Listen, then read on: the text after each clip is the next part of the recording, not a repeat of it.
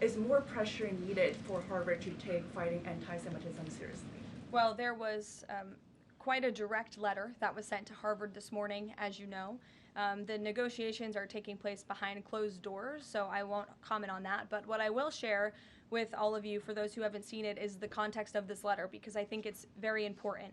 And this comes from the Department of Health and Human Services, which concluded after a thorough investigation that Harvard University is in a violent violation of Title VI of the Civil Rights Act, which prohibits discrimination on the basis of race, color, and national origin. And if you read some of the content of the investigation and what they found, the majority of Jewish students reportedly experienced negative bias or discrimination on their campus, while a quarter of Jewish students at Harvard felt physically unsafe. Jewish and Israeli students were assaulted and spit on. They hid their kippahs for fear of being harassed and concealed their Jewish identity from classmates for fear of ostracization.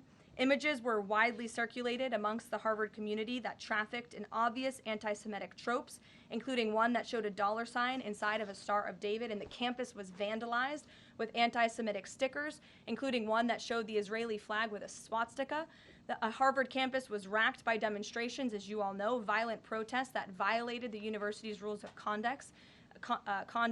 The demonstrations called for genocide and murder, denied Jewish and Israeli students access to campus spaces. These are all facts that Harvard cannot dispute, and that's why the administration has found them in violation of Title VI and has threatened to withhold their federal funding, because if you break federal law, you should not be receiving federal tax dollars.